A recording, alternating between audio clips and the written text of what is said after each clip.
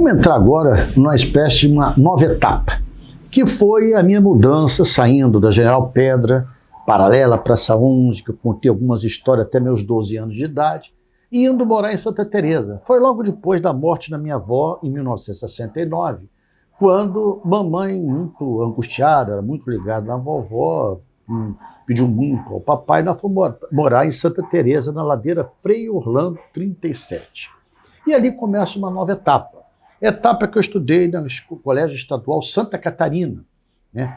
Numa rua chamada Fluminense, Fluminensinho, que tinha até um time que eu joguei bola, não jogava nada, mas tudo que era Fluminense eu gosto.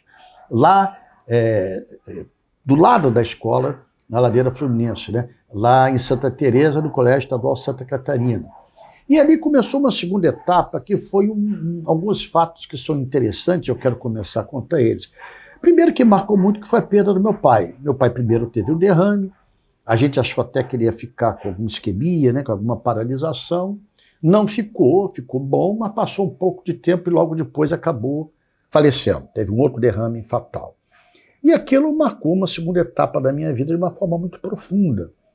Porque enquanto estava lá no Colégio Estadual Santa Catarina, uma escola muito acolhedora, Santa Teresa tinha aquela questão de andar de bonde, era gostoso pra caramba, até hoje tem bonde lá.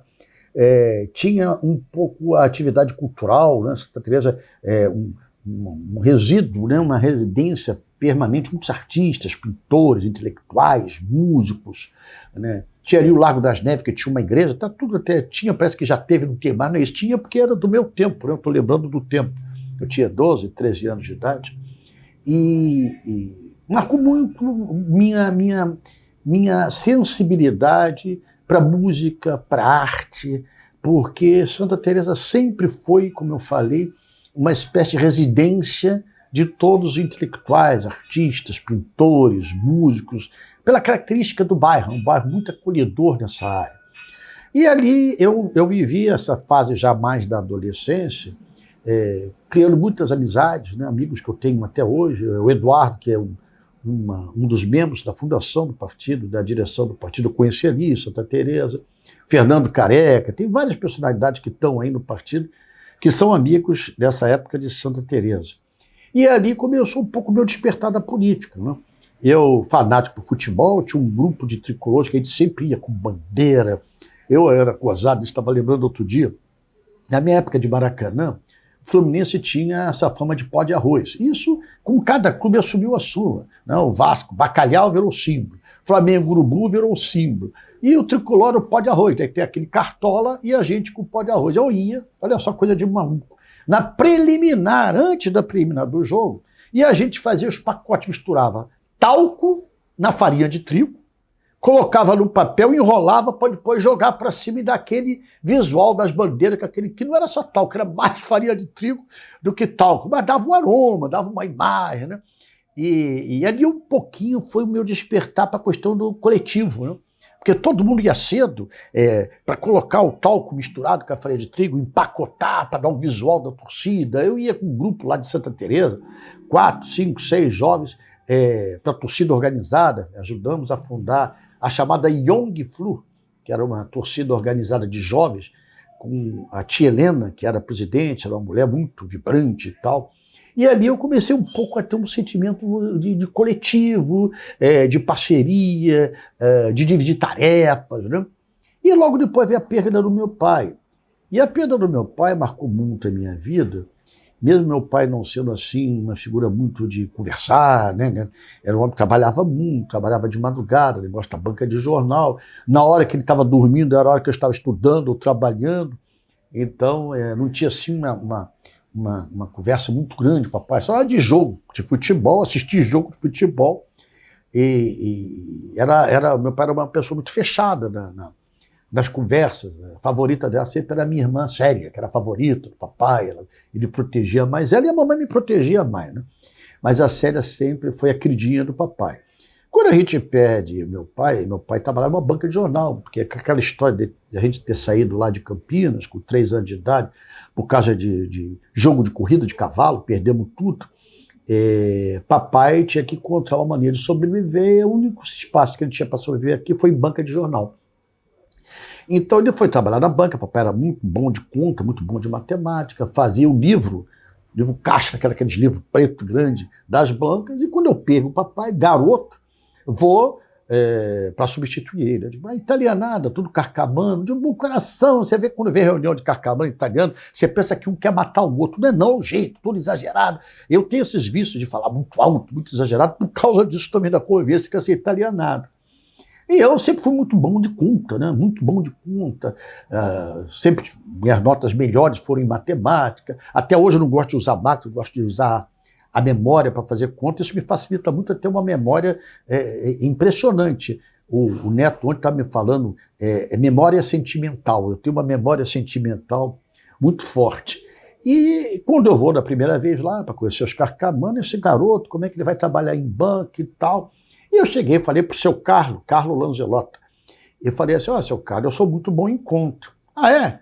Então tu vai fazer as contas das bancas. Eram 10 bancas e a gente tinha que fazer o reparte. Reparte o que era? Você de madrugada ia nas redações, pegava os jornais, pegava as revistas. Naquela época tinha revista que vendia muito.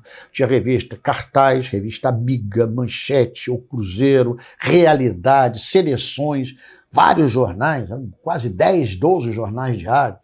Então, pegava 2 horas da manhã, fazia a folha. O que é fazer a folha? Pegava os jornais, tinha que dividir para as bancas, anotava tudo nesse livro, e depois tinha que fazer a divisão do lucro. A divisão do lucro, quem vendia mais, quem vendia menos. Pegava a sociedade, que a gente chamava de capatazia, italiano chamava capatazia, quero, capatazia, aquela coisa de italiano, e fazia a divisão.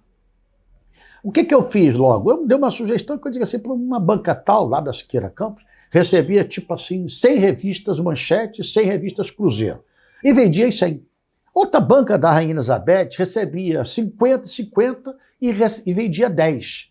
E outras assim, mas vem cá, se quem recebe 100 vende 100, será que se tivesse 120, 150 não venderia? Será que essa que só recebe 50 e só vende 10, não é melhor ficar só com 15 e passar para outra? E fiz uma nova repartição. Isso nos 3 primeiros meses aumentou muito o lucro e eu virei uma espécie de um guru por causa dessa coisa simples. Só fiz uma nova pactuação das revistas dos jornais.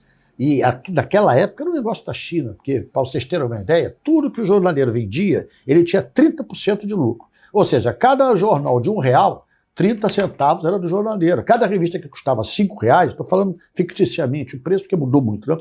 A gente ficava, se valia R$5, ficava com R$1,50. E o que não vendia, devolvia. Ou seja, não tinha prejuízo.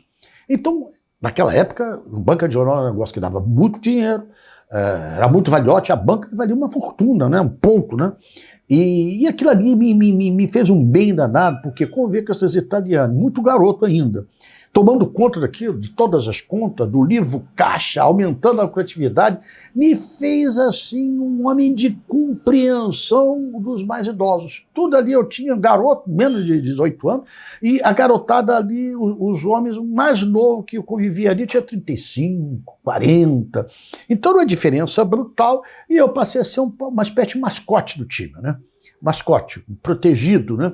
E era muito bom, trabalhava de madrugada, foi assim que eu fui estudando, foi assim que eu fui mantendo a minha casa, né? Além disso, mamãe fazia livro, naquela época tinha os livros da Conhecer, vários tipos de fascículos, que você tinha que recebia os fascículos da banca, e eu vendia eles, depois levava para casa, a gente costurava para fazer os livros. Era costurado à mão. Mamãe costurava a mão e eu tinha que, com sacola, levar lá embaixo, perto do Jornal O Dia, na Rua de Riachuelo, para cortar, para encaixar as revistas, os fascículos, na capa, que aí ficava um livro, né? Era tudo artesanal, uma coisa, e mamãe fazia costura e cozinha, ficou com vários problemas nas mãos, nos dedos por causa disso, e eu carregava o peso. Lá em Santa Teresa, onde eu morava, era uma ladeira, que até hoje lá, a ladeira enorme, descia, subia, porque minhas batatas da perna são fortes até hoje.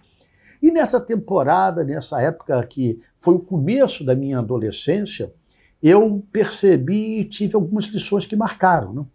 A primeira delas é essa de Santa Teresa, do convívio, de amizade na adolescência, de entender o que era partilha, o que era, tanto no futebol, companheirismo, como na escola, no Colégio Estadual Santa Catarina. Eu fui monitor de turma pela primeira vez, a convivência com a turma, como perco meu pai, o sofrimento e a perda do meu pai, também a convivência com uma faixa etária maior, onde eu tinha que acordar de madrugada, era 1h30 da manhã, voltava para casa 1h30 da tarde, dormia 2, 3 horas e ia para a escola, depois para a faculdade.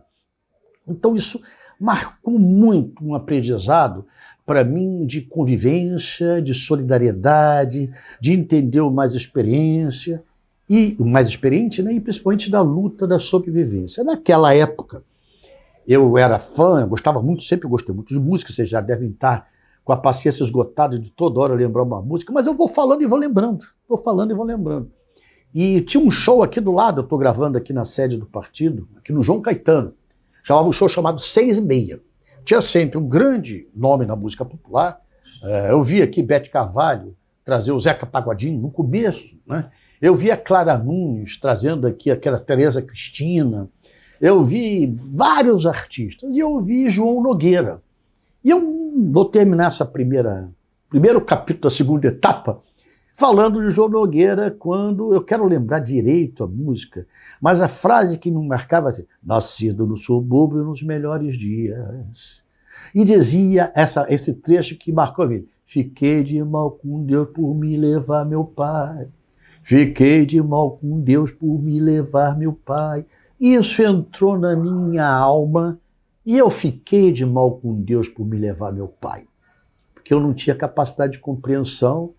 Aí começa a entrar na minha vida o que era o espiritismo, o que é entender as outras vidas, mas eu vou falar em outro momento, em outro capítulo, para não ficar muito longo. Obrigado.